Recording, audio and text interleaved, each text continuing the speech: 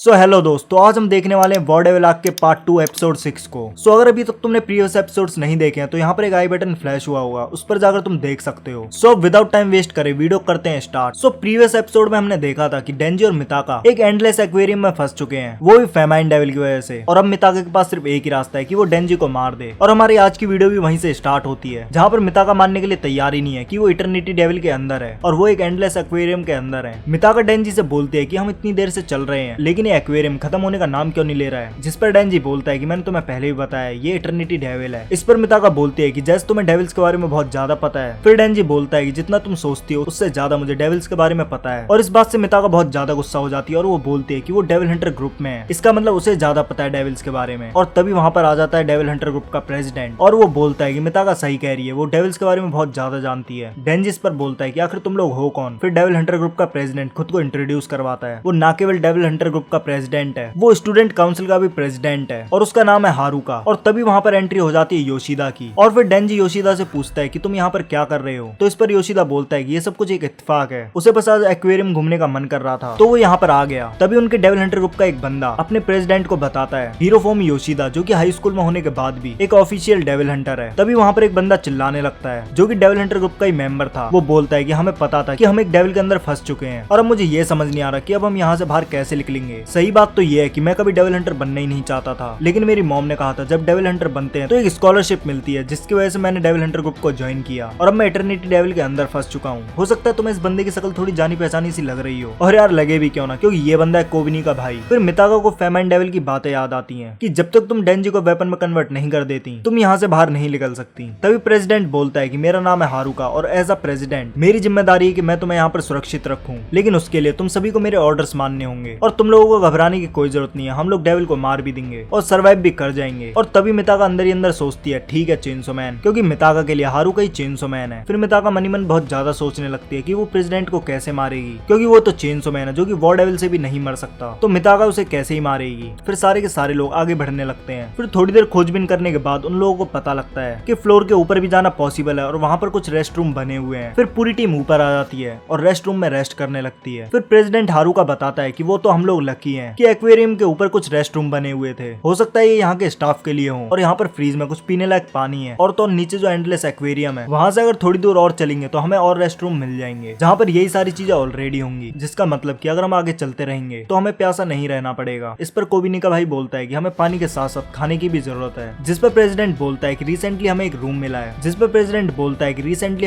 है, जो कि फिश टैंक से कनेक्टेड था, जिससे हम फिश टैंक के अंदर से किसी भी फिश को ले सकते हैं और उसे खा सकते हैं, और वहीं पे पड़े कुछ पेपर्स को जलाकर वो लोग खाना भी बना सकते हैं। जिस पर मिताका बोलती है कि वो फिश नहीं खा सकती। योशिदा पूछता है कि क्या तुम्हें एलर्जी है। इस पर मिताका बोलती है नहीं, फिश काफी ज्यादा घिनौनी होती हैं और उसे खाना ऑलमोस्ट इम्पॉसिबल है, तो फिश को खाने से बढ़िया है कि वो थोड़ी देर भूखी रह ले। फिर मिताका उस रूम से बाहर आ जाती है और उसे डेंजी दिखता है। डेंजी मिताका को देखकर बहुत ज्यादा घबरा जाता है। फिर मिताका डेंजी से बोलती है कि मुझे देखकर घबराने की कौन सी बात है, जिस पर डेंजी झूठ बोलने की कोशिश करता है, लेकिन फिर वो उसे सच बता देता है कि उसे एक 1000 येन से भरा हुआ बैग मिला है और वो बस उसे लेकर जा ही रहा होता है कि तभी उसे मिताका मिल जाती है। फिर मिताका उससे बोलती है कि तुम तो एक नंबर के चोर हो। तो फिर डेंजी बोलता है कि जिसे पैसा मिलता है वो उसका ही होता है और वैसे भी कोई इसे लेने तो आने वाला नहीं है, तो बेहतर होगा कि ये मेरे पास ही रहे। मिताका इस पर बोलती है कि एक तो तुम चोरी कर रहे हो और ऊपर से तुम कोई भी काम नहीं करवा रहे हो। डेंजी इस पर बोलता है कि अगर ऐसी बात है तो तुमने कौन सा काम करवाया है। फिर मिताका को रियलाइज होता है कि उसने भी कोई काम नहीं करवाया है। फिर वो डेंजी को बोलती है कि तुम भाड़ में जाओ और डेंजी उसको यही बोलता है कि तुम भाड़ में जाओ, और इसी चीज को बहुत बार बोलकर डेंजी वहां से चला जाता है। मिताका इस पर बोलते है ये कितना बड़ा बेवकूफ है, इससे बढ़िया तो ये होगा कि मैं इसे वेपन ही बना दूं। क्यों, मैंने सही कहा ना वॉर डेविल। फिर मिताका को सडनली रियलाइज होता है कि वॉर डेविल तो वहां है ही नहीं। फिर मिताका सोचती है कि वो डेंजी की तरह एक लूजर नहीं है, तो उसे कोई ना कोई कंट्रीब्यूशन तो देना ही होगा। और तभी मिताका सबके सामने निकालती है अपना सेलुलर फोन। यार मैं तुम्हें एक इंपॉर्टेंट बात बता दूं कि जो चेनसो मैन की स्टोरी है वो 90s में सेट हुई पड़ी है, मतलब कि 1997 में। तो उस टाइम के हिसाब से बच्चों के पास फोन होना एक बहुत बड़ी बात थी और यूजुअली लोगों के पास फोन नहीं होता था। इसीलिए जब मिताका सबको अपना सेलफोन दिखाती है तो सारे के सारे लोग बहुत ज्यादा शॉक हो जाते हैं और सभी के सभी बहुत ज्यादा खुश भी हो जाते हैं कि अब वो लोग बच जाएंगे और बाहर से हमें कुछ बैकअप मिल जाएगा, और सब लोग खुश हो जाते हैं और रिलैक्स फील करने लगते हैं। तभी मिताका बोलती है कि उसे थोड़ा बहुत सिग्नल मिल रहा है, जिससे बाकी सभी लोग और ज्यादा एक्साइटेड हो जाते हैं। जिस पर योशिदा बोलता है कि आजकल के हाई स्कूलर भी फोन रखने लग गए, क्या जमाना आ गया है। और कोबिनी का भाई तो बिल्कुल पागल हो जाता है, वो उसको थैंक यू बोलने लगता है और भगवान को भी थैंक यू बोलने लगता है कि अब वो बचने वाले हैं। लेकिन तभी मिताका का पैर स्लिप होता है और वो जमीन पर गिर जाती है और इसी के साथ उसका सेलफोन भी नीचे गिर जाता है और सभी लोगों के सामने उस सेलफोन के भी 2 टुकड़े हो जाते हैं। सारे के सारे लोग शॉक हो जाते हैं और योशिदा उस पर हंसने लगता है और क्लास प्रेसिडेंट हारुका बोलता है कि हो सकता है वो उसी की गलती हो, क्योंकि उसने मितागा से कुछ ज्यादा एक्सेप्ट कर लिया। और मितागा जो कि उसकी लाइफ का हर इंपॉर्टेंट पॉइंट पर गिरती आई है, आज भी गिर जाती है और वो बाहर जाकर रोने लगती है। फिर हमें थोड़ी देर बाद का सीन दिखाया जाता है जहाँ पर मितागा रूम के बाहर लेटी हुई थी और नोटिस करती है कि वो लोग जिस एंडलेस एक्वेरियम में फंसे हुए हैं वहाँ की घड़ियां भी काम नहीं करती हैं, तो हो सकता है कि यहाँ का टाइम भी रुक गया हो और यहाँ पर हम कितने टाइम से फंसे हैं ये हमें खुद नहीं पता। और मितागा बताती है कि कल से मछलियां अपने टैंक में मरना शुरू हो गई थी, इसका मतलब इस एंडलेस एक्वेरियम में इनको 2 से 3 दिन हो चुके हैं। फिर वहाँ पर प्रेसिडेंट हारुका आ जाता है और मितागा से बोलता है कि अगर तुमने सेल फोन ना तोड़ा होता तो आज हम बच जाते। जिस पर मितागा बोलती है कि तुम तो चेनसो मैन हो, तो तुम्हें हमें बचाना चाहिए। और जैसे प्रेसिडेंट ये बात सुनता है कि वो चेनसो मैन है तो वो जोर जोर से हंसने लगता है और मितागा को बताता है कि वो तो चेनसो मैन है ही नहीं, और उसकी चेस्ट पर जो कॉर्ड लगी हुई है वो तो उसने सर्जरी करवाई थी क्योंकि वो चेनसो मैन का सबसे बड़ा फैन है। और वो ये भी बता देता है कि वो चेनसो मैन का इतना बड़ा फैन है कि वो चेनसो मैन क्विज में 2nd नंबर पर आया था और उसके पास चेनसो मैन की सारी मर्चेंटाइज है और इसमें तुम्हारी भी गलती नहीं है कि तुमने मुझे चेनसो मैन समझ लिया। जिस पर मितागा बोलती है तो फिर तुम चेनसो मैन नहीं हो। जिस पर क्लास प्रेसिडेंट बोलता है कि मैं और चेनसो मैन, और फिर वो जोर जोर से हंसने लगता है और इस बार वो इतनी ज्यादा जोर से हंसता है कि उसे रोना तक आ जाता है और बोलता है कि अगर वो चेनसो मैन होता तो वो कब का इस इटर्निटी डेविल को खत्म कर देता और वो लोग बाहर निकल जाते। फिर वो जोर से चिल्लाता है कि मुझे बचाओ चेनसो मैन। फिर हम डेंजी और योशिदा को साथ में खड़े हुए देखते हैं जहाँ पर योशिदा डेंजी से पूछता है कि तुमने पिछली बार इटर्निटी डेविल को कैसे हराया था। इस पर डेंजी बोलता है कि पिछली बार जब इटर्निटी डेविल आया था तब वो अपनी रियल फॉर्म में हमसे लड़ने के लिए आ गया था, तो मैंने उसे डिफीट कर दिया था, बट इस केस में इटर्निटी डेविल सामने आ ही नहीं रहा है, तो मैं उसे कैसे हराऊं। फिर डेंजी योशिदा से पूछता है कि क्या तुम कुछ नहीं कर सकते, जिस पर योशिदा उसके सामने उसे एक सेल फोन दिखाता है। इस पर डेंजी बोलता है कि तुम्हारे पास इतनी देर से था। फिर योशिदा इस पर बोलता है कि इस फोन के होने का कोई मतलब ही नहीं है क्योंकि सिग्नल ही काफी नहीं होता किसी फोन को लगाने के लिए। मुझे तो ये भी लगता है कि यहाँ का टाइम रुक चुका है और हमें यहाँ पर ऑलमोस्ट 3 से 4 दिन हो चुके हैं और यहाँ पे सारे लोग उम्मीदें भी हार चुके हैं। और फिर योशिदा एक कमाल की बात बोलता है कि क्या चेनसो मैन हमारे लिए इटर्निटी डेविल को खा सकता है। डेंजी इस पर थोड़ा सा कंफ्यूज हो जाता है और फिर वो मितागा के पास आ जाता है और बोलता है कि सारे लोगों ने उम्मीदें हारना शुरू कर दिया है, तुम्हारा क्या हाल है। मितागा इस पर बोलते है कि वो फिश नहीं खा सकती, इसीलिए उसने 2-3 दिन से कुछ नहीं खाया है। फिर मितागा इस पर बोलते है कि मैं तुमसे माफी मांगना चाहती हूँ कि मैंने तुम्हें डेट पर बुलाया और हम लोग यहाँ फंस चुके हैं। मैं जानती हूँ तुम्हें समझ नहीं आएगा, लेकिन मेरा प्लान था कि मैं तुम्हें वेपन बना दूंगी और भले ही अब मुझे बहुत ज्यादा भूख लग रही है लेकिन मैं तुम्हें अभी भी वेपन नहीं बनाऊंगी। और ऐसा इसलिए नहीं है कि मेरे पास वो गट्स नहीं है कि किसी को धोखे से बुलाकर उसका यूज करना, उसे वेपन बना देना, ये सब चीजें मेरे प्रिंसिपल्स के खिलाफ है। और सच बात तो ये है कि मेरा भी समझ नहीं आ रहा है कि सही बात क्या है और गलत बात क्या है। मैं अपनी पूरी एंटायर लाइफ में कुछ नहीं कर पाई सिवाय गलतियों को अवॉइड करने के। फिर डेंजी उसके सामने आकर बैठ जाता है और उससे बोलता है कि तुम आखिर मनी मन क्या बोल रही हो, और बोलता है कि क्या तुमने इससे पहले कभी स्टारफिश खाई है। और इसी पैनल के साथ एपिसोड यहीं पर एंड हो जाता है। सो मैं मिलता हूँ तुमसे नेक्स्ट चेनसो मैन की वीडियो में, तब तक के लिए बाय।